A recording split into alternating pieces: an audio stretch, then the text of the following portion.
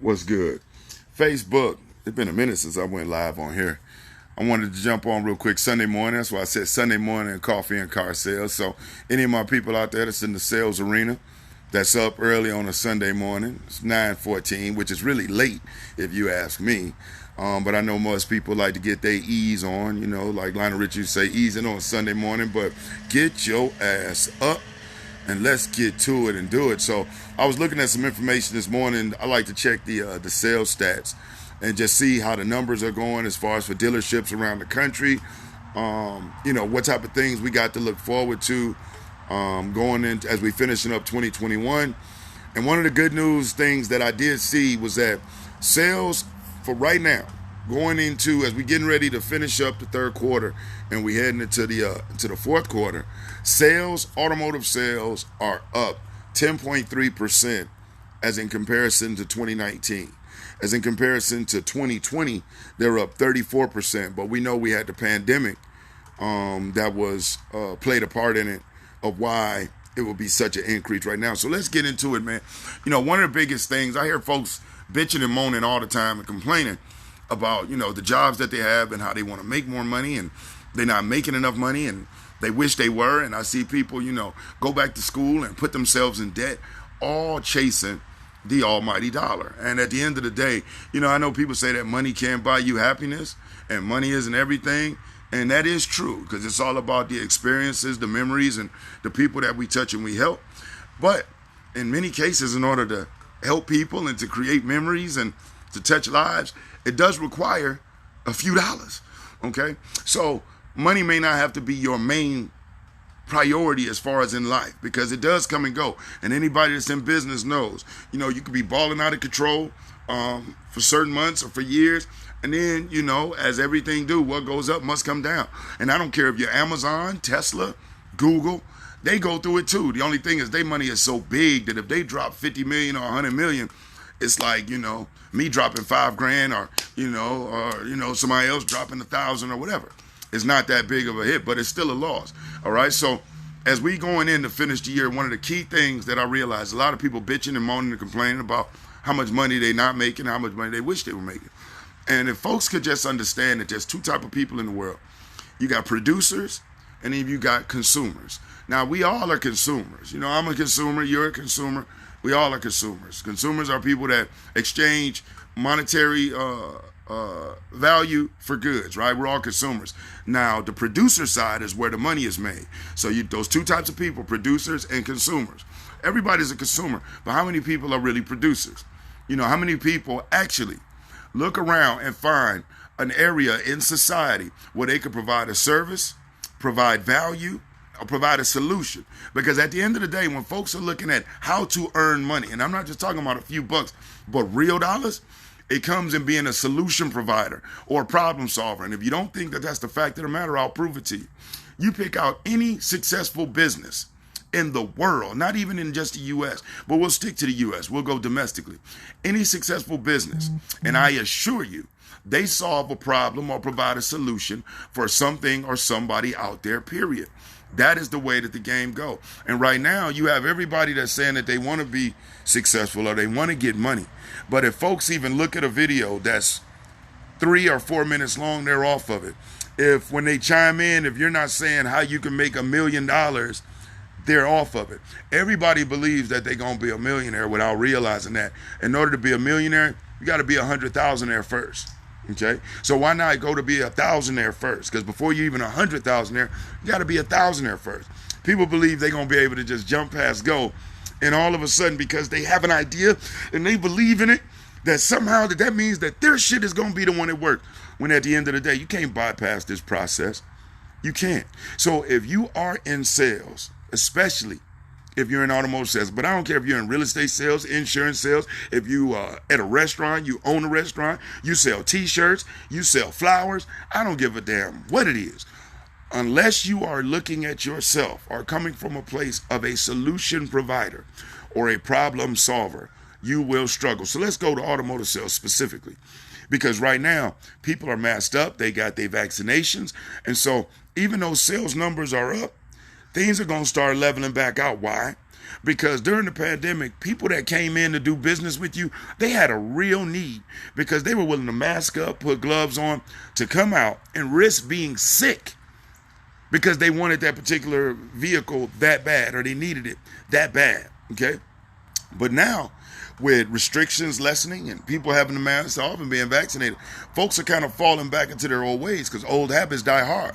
So what we're seeing is that when folks are coming into the stores, the money that sales reps were making and the sales that stores were getting is starting to tank a little bit. And they're saying, what's going on? Oh, man, people's unemployment is running out and people aren't getting money. It has nothing to do with those. What happens is that during the pandemic, salespeople were getting fat. They weren't having to use certain skills because it wasn't necessary all the time. Because they didn't have as many people coming in kicking tires. And the people that were coming in were a lot more focused and a lot more serious to get the job done, get out and go back home and be protected. So now that people are willing to sit down and go shot for shot with you again and throw that negotiation volley back and forth across that table, those skills, that salespeople, those muscles that they weren't flexing and they weren't using, got dull and got soft. And salespeople are getting their ass whooped all around the showrooms right now. And they're trying to figure out, man, how can I sustain the momentum I had? How can I maintain the money I was getting? I'm used to paying my bills with this. My family was living good on these months that I was eating good and was making big commission checks. How do I sustain that? And you sustain that by continuously honing and beating on your craft. Just because we can sit in front of somebody and we can speak and maybe make them laugh every once in a while does not mean that we are sales professionals. Some people just have really good personality traits and it makes them easier to get out there and perform. But selling is an art. It's a real skill. It's a real science. And so when I hear people talk about a natural born salesperson, it pisses me off because there's no such thing. Again, you may have certain personality traits and characteristics that make it easy for you to get in and perform better than others. But as far as being a real seasoned pro, somebody that can really earn, to be a rainmaker, to be somebody that can generate six-figure incomes and produce millions of dollars in product sales, you have to be somebody that is a true student of the art. The art of having a conversation with somebody and asking the right questions, listening with the intent to understand rather than reply, and then providing and presenting a solution in a manner that the individual feels that it is the best option for them, and they'd be missing out on a great opportunity if they didn't jump on top of it with 4 feet. Okay, that's really what the art is. And so when I meet folks that are struggling financially that work in these establishments and they blame management and they blame the customers as opposed to sitting down and saying, damn, every time I look at a video, if it's more than 3 minutes long, I click off of it. Did y'all know that in the 80s, the average attention span was 20 minutes? That right now is 8 seconds? And I always tell people, think about yourself. How often do you see a video that's 3 or 4 minutes long, and if it doesn't talk about murder, death, kill, or make $1 million in the first 60 seconds, boom, you're out of it. Where people got this thing like, I got to enjoy it to watch it. No, everything that we have to go through to learn how to build ourselves to be really successful winners out here in this game and be producers that can get paid, it's not fun. Every video and book I read is not enjoyable because it's tactical. It's information gathering and building. It's not always about some dynamic story or some murder, death, kill thing or some super entertainment shit. Nope. Sometimes it's just black and white, black text on a white page that is instructing me or informing me how to do some task better and how to generate a result higher than what it was before. It's nothing really entertaining in that. It is exciting because you say, man, once I apply what I learned, I look forward to the results I'm going to get. But it's not always fun. Learning to be successful ain't always fun. So this YOLO shit, you only live once, yeah, that's true. But people need to be looking at that like, I only live once, so I better go through the pain and endure this fire so that I can enjoy the future. Endure the fire now, enjoy the future later. Enjoy the time now, endure the fire later. You pick your poison. And depending on what your age is, if you're in your 40s and you talking about enduring the fire later, I feel for you being in your 50s trying to figure it out. And for men, do you know that the average man, and I got this data from Think and Grow Rich by Napoleon Hill, and after that, I researched it and it turned out to be true. The average man hits his income earning peak between the ages of 45 and 55, which is why in a lot of relationships, When young women are looking for younger men that are go-getters and that are making big money, they struggle finding them. Why? Because they don't exist. And when you do meet a young man that's in his 30s or in his 20s and he's making a six-figure income legally, it's very rare. That's why they're rewarded so high. That's why people look at them and they give them such accolades. To be that young, generate that type of money is not common. But in certain industries it is. In the automotive industry, there's tons of people in their 30s that are making 70, 80, 90, $100,000 a year. There's a lot of them. But automotive sales have been looked down for so long only because there was horrible people in it doing a bunch of bullshit. But the game has changed. I know men and women that have GEDs that are literally making $110,000, $120,000 a year. They're not any smarter than anybody. They don't have high IQs. But they've realized the fact of this. In order to earn money in this country, you have to be a producer. You can't just be a consumer. If you're somebody that watches people's YouTube video and Instagrams and you haven't figured out a way to create things for people to watch you, you're falling behind. So in this game of sales and of life, because that's all life is really just a game of sales. It's selling ourselves on how we can believe that we can do better. It's selling other people on why they should trust us and why they should love us. It's selling other people on why they should do business with us and invest in us. It's selling employees on why they should hire us. If you really think about it, the game of life is nothing but a big, repeated sales process that we go through. If you're in a room by yourself and you say, man, I ain't doing shit today but chilling, you've just sold yourself that it's better to sit there and chill than it is to get up, get out, and get something. That was a sale. If you're in front of family members and you're telling them, hey, listen, I'm going to make it happen for us. I'm going to get us that nice house. I'm going to get us that nice car. I'm going to get us into that neighborhood. I'm going to get these kids in private school. You are selling to them. If you're in front of an employer explaining to them why they should hire you, because your skill set, your experience, and yada, yada, you are selling to them. So if you really think about it, we can't escape the shit. And so when you realize you cannot escape it, the best thing to do, you know what they say, if you can't beat them, join them. Why not begin to say, listen, if I can't change this thing, even saying good morning to somebody is me selling the fact that I'm in a good mood and I hope they are too, and I can't escape it. I might as well hone my ability to do it at the best I possibly can. And what does that entail? It entails learning how to be an information gatherer. And how was that done? By asking questions. Learning how to be a person that listens with the intent to understand versus listening with the intent to reply. How do you do that? By listening intently. And based on what the individual has said, responding in a manner that helps them solve a problem, identify a solution, or just lets them know, hey, I'm here, I'm backing you up, and I'm watching you. Okay? Sales, like I say, is life. We can't escape the shit. So if you are somebody that's been working a job and you say, damn, man, I wish I could make more money, and you're getting paid on an hourly basis to where no matter how hard you work, what you're going to make is you're going to make. And you know how sometimes you have that person that work next to you and they working half as hard as you are, but making the same amount of money as you, if not more? That's that bullshit, right? Don't you hate to see somebody that's doing half the work you're doing, making the same amount of money, if not more? That's bullshit, but it doesn't have to be that way. See, when you jump in certain industries or certain professions like sales, sales really will expose. It'll expose a person. You know what I'm saying? It'll show who's really a go-getter and who's not. Because I had a lot of talkers I met along the way on my travels that were going to do this and they were going to be there and they were going to make that. But once they toe hit the surface and they realized that this shit ain't a game, well, it is a game, but that it's a lot more challenging than what they thought, they quit. They tucked tail, they ran back to whatever job they was comfortable with, and they stayed there. And I'm not knocking that. But if you're somebody that is looking for that next level, it's going to require you to jump out the window and take risk. Now, it's calculated risk, but it requires risk. And you know what they say, no risk, no reward. Or should I say, low risk, low reward. You know what I mean?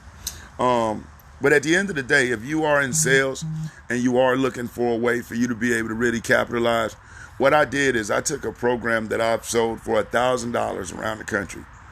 And once it was put into digital format, it was selling for a couple $100.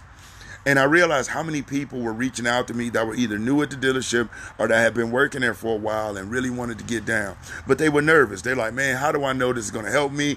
I've bought stuff before, wasn't quite sure if it was going to help Brian. How do I know that your training style is the one for me? And you know what I tell them? You don't. Unless you watch my YouTube videos and you resonate with what I say, if the things that I say, when you hear them, it makes sense. And you say, damn, man, what this dude is talking about is exactly what I'm experiencing. And that's an indicator right there that we may be on a similar wavelength. And who better to help someone be successful at a dealership than someone who not just played the game at the same level, but who sold their way out of the dealership. And now the owners of these dealer groups are my clients and my customers where I used to work. And it's an interesting dynamic. It really is. But I highly encourage people to check out how to dominate at the dealership. I wish somebody would have created something like this when I was in the sales game. I really do. But through years of beating on my craft, through trial and error, and putting myself into the six-figure club, my second year in the game, I grossed $101,300. By my sixth year, when I was getting ready to start my businesses, my sixth year at the dealership, I was at around $149,000. When I jumped out the window. Now, I make that many times over. But it was all afforded to me by my start on that showroom floor. So what I did is I took all the years of not the trials and errors. I just took the successes and I put them together. And the things that flat out work still for people today. I even threw in a program, how to drive Facebook leads, because let's just be real. If somebody's sitting at the dealership waiting on lot traffic, yeah, they can make 50, 60. But what took me from 43,000 my first year to over 100 my second year, I was in front of 3 times as many people. I learned how to get that marketing machine going, but I had to study marketing. I had to hone my skills in marketing. Most people don't have the time or the resources to do that. So what I did is I put it all together in 3.5 hours of audio and video, how to drive Facebook leads. Also on YouTube, people believe that you got to have 100,000 subscribers and million views in order for you to make a dent on YouTube. You don't. Most of those people pay for those views and pay for those subscribers, and they ain't making no money from their channels at all, unless they monetize it. My YouTube channel isn't monetized. I don't ask for any cash apps. I don't ask for any donations. I don't even let any commercials play on my shit. You know why? Because it ain't about that. I make my money traveling and training. The programs and the products I put out is to help other people experience what I did, where you can be able to provide and take care of your family in a way that you might have never thought possible before. And I don't give a shit what somebody's dream job was. At the end of the day, it's all about the bacon, baby, trying to get that bread that you can take care of those that depend on you. And as a man, if you're a man, our responsibility is to protect and provide. I can't understand any man out here that's out here investing more money in fucking Netflix and bullshit. And if you look in his room and in his office area, he ain't invested shit in himself to make his mentals better, make his emotions stronger, or to increase his skill set. But that's a man, right? Just because he got something between his legs, that's bullcrap. I can't speak on behalf of a woman, but I mean more men that ain't nothing but boys in a little bit. One thing I learned is successful men that I know, their libraries are bigger than their TVs. Most broke men I know, their TVs are bigger than their libraries. Ask them what's the last digital book, e-course, audio book they've listened to, they've downloaded, they paid for it. They don't got money for that, but they go out to eat every day, got Netflix, got Tidal, got Apple, whatever, you know what I'm saying? Spending hundreds of dollars a month, but crying broke. And ain't learning how to go out there and double up, triple up, quadruple up. And ladies, if you with a man and you see he got these qualities and he ain't out there investing in himself, how much is he invested into the family? Because I'll tell you this much, the reason why our cell phones require software updates is because with all of the new technology and the updates of all the social networks and the search engines, we have to do updates on our phones so they can perform at their peak with all of the updates and all the networks, which means that in the computer, which are the things that we carry in our pocket, the computer was created based off the human brain. So if the mini computer in our pocket requires 5, 6, 7, 8, 9, 10 software updates a year just to perform at its peak, imagine the software updates required for the supercomputer we carry on our shoulders. You got people running around in 2021 with the same software from 2017. And it's sad. They got the same mental software in 2021 they had in 2017. They haven't read any new books. They haven't learned anything new. They haven't watched any new trainings. They haven't done jack shit, and wondering why their money hasn't increased. Wondering why from 2017, if you look at what their yearly income is to what it is in 2021, it's not a drastic shift. And they say, oh, it's the economy. Oh, it's the pandemic. Let me explain something to you. Most fortunes are made during pandemics and economic downturns, in case you didn't realize that. Check history. Because when the majority of people are freaking out, scared, and backing up, there's a few of us that say, damn, competition and got real slim. Let me really step out here and play the game while competition is low and gobble up everything. So capitalize on your opportunity. Treat yourself. Don't cheat yourself. I highly encourage you, if you haven't already, and you're in sales, especially automotive sales, but it don't matter what type of sales you're in, you can still benefit from this free video that I have on there. Because all you have to do is take out automotive, and it could be insurance, it could be real estate, because the foundation and the fundamentals of selling are the same across the board. Across the board. The only thing that changed, I call it the 3 Ps: the person, the product, and the price. But other than that, the process stays the same. So go to SPOR, SPOAR.us, and I highly encourage you to, it's going to ask you for your name and your email address. Check it out. Go in there. The training is free, totally free. It's nothing you got to download. It's nothing that got to be sent to you. Once you enter your information, it'll take you directly to the page. All you got to do is click play and watch it. It'll stream right there for you. And if you feel like you got benefit and value from that, you will have the option to enjoy some of the other stuff on there. But I highly encourage you to treat yourself. Don't cheat yourself. This time next year, you'll be thanking yourself that you took the time to just boost yourself and give yourself the tools that you need to be a better person, to be a better performer, to be a better provider. That's it. And at the end of the day, every day we live in, our objective should just be to be better than we was the day before. All right? But I just wanted to jump on here real quick Sunday morning, man, and just say, hey, I hope you have an awesome Sunday. Hope you enjoy your day. And remember to check out SPOR, SPOAR.us, because not only do I have the free, like I said, you don't have to download anything. Just go to it, enter your name and email address. Boom, you can click play and watch everything right there. It's absolutely free. Enjoy it. Watch it. Take notes. Learn from it. And you watch when you go back into your store what it'll help you do. And again, if you see value in that, in the free stuff I got out there, wait till you see what I'm giving away for pennies on the dollar. All right? It'll just blow your mind. My accountant and them can't stand that I do stuff like this. But like I say again, we eat very well traveling around the country and doing what we do, helping and training people. So why not give back? You know, they say you want to tell what a person's life is worth. You tell it by what they leave in their wake. So, hey, I wish you the best. Sean Jones, I apologize for not shouting you out, my brother. But other than that, man, I'm Maxwell, and I look forward to seeing you at the dealership. Over and out, y'all.